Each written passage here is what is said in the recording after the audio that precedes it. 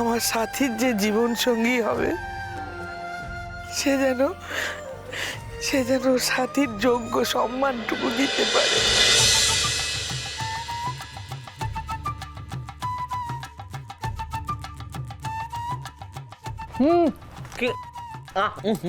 মা ঠুসে দিও না তো এরকম ভাবে।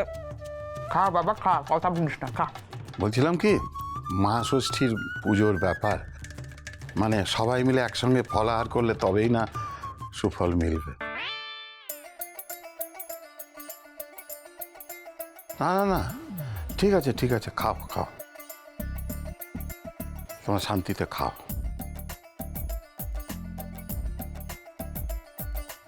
আজও মেয়ে মানুষ হাত দিয়ে জল গড়ায় না, খালি ছেলে আর ছেলে। আমাকে কিছু বললে? না না, কিছু বলছি না, খাও খাও। দেখছি আমার বউ আর ছেলে খাচ্ছে, আর ভালো লাগছে, আমার মন ভরে যাচ্ছে।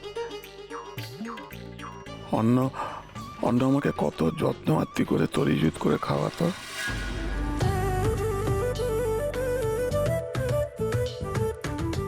নিয়তির চাবি কাঠি সবার উপরে, সংগ্রামের এই সংসারে মায়ে মেয়ে মিলে লড়ে হেসেলের জোরে, দিন ফেরে দিনের ভাঙা ঘরে।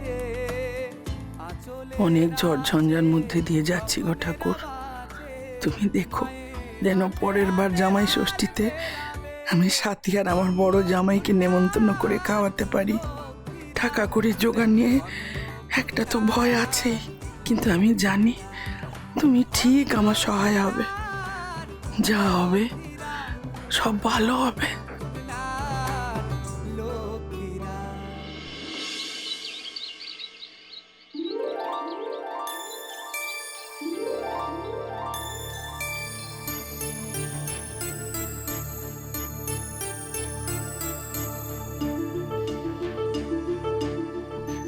ও মা, একটু দেখি মুখখানা দেখি, বেশ চাঁদ পানা দেখতে তো তোমার। একটু উঠে দাঁড়াও, একটু হাঁটা চলা করো দেখি। উফ, কি শুরু করলি বলতো তুই?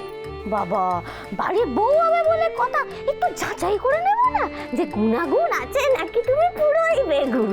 এই যত সব আজে বাজে কথা, চুপ কর তো। এই তুই বল, বর্দি ভাই এতক্ষণ ধরে এত সিরিয়াস হয়ে আছে, একটা কথা বলছে না, তাই একটু হাসানোর চেষ্টা করছি। তুই হাসানোর বদলে আরো বেশি ভয় পাই দিচ্ছিস দিদিকে। ও মা, তুমি ভয় পেলে নাকি? ভয় পেও না, ভয় পেও না, তোমায় আমি মারবো। এবার আমি তোকে মারবো, যা এখান থেকে। এই এরকমই তো হয় রে। হ্যাঁ, বড় পণ্ডিত এলেন। আগে এসব হতো, এখন আর এসব হয় না। যদি হয় ভাব, শাশুড়ি পুরনো দিনের লোক, একটু। তাহলে আমিও বলবো আপনারা এবার আসতে পারেন, আর যাই হোক না কেন আমাদের দিদি আপনাদের বাড়ির বউ হবে না। আমাদের দিদি রূপে লক্ষ্মী, গুণে সরস্বতী, তাকে সম্মান দিলে তবেই তার গুণ বিচার করার সুযোগ পাবেন আপনারা। Okay madam. এই মা কোথায় রে? অনেকক্ষণ ধরে দেখছি না। মা গেছে নিজের সব থেকে প্রিয় জায়গায়। কোথায়, রান্না করে? না না, বাবার থানে। আজকে একটা বড় দিন বলে কথা, পাত্রপক্ষ দেখতে আসছে, তাই মা স্বয়ং শিব ঠাকুরের সাথে নিজের একটু পার্সোনাল কথা আলোচনা করতে গেছে। তার সাথে দুটো মিষ্টি এক্সট্রাও পাবে।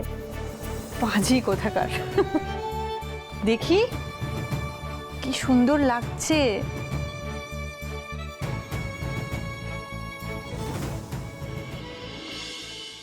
বাবা, আমার বড় ভয় করছে বাবা।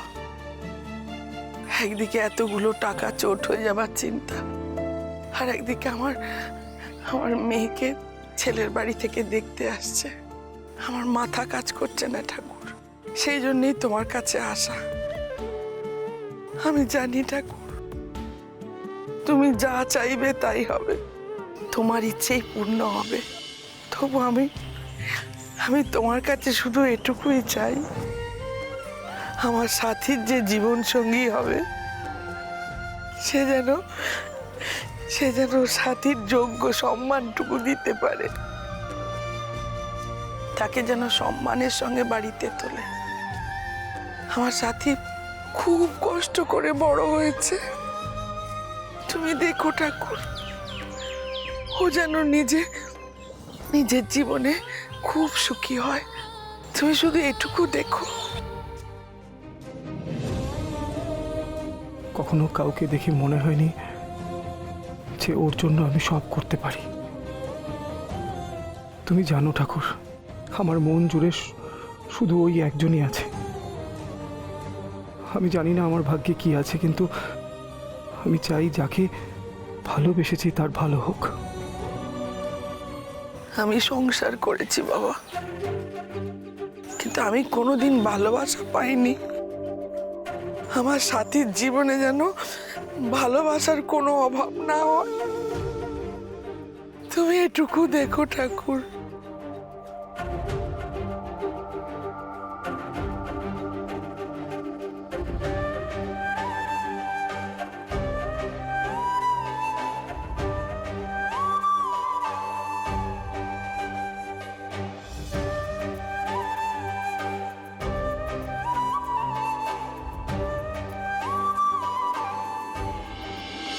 ভালোবাসি এই কথাটা এখনো বলে উঠতে পারিনি। বলতে পারিনি যে প্রথম দিনই ওনার ভাগের খাবারটা উনি আমাকে দিয়েছিলেন। আমি ওকে সারা জীবন আমার ভাগের সুখ, শান্তি, ভালোবাসা দিতে চাই, কিন্তু আমার ভালোবাসা যদি ওর চলার পথে সমস্যার কারণ হয়, সেটা আমি চাই না। যে ওকে দেখতে আসছে সে যদি আমার থেকেও বেশি ওকে ভালোবাসে, তাহলে ওর সাথে বিয়ে হোক সাথীর।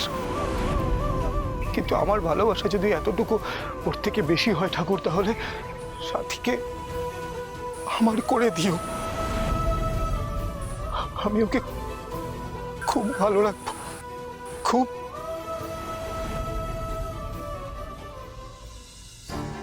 সামনেটা মোটামুটি ঠিক আছে, পেছনের দিকটা আরেকবার দেখে নি, বুঝলি? সব ঠিক আছে স্নেহ।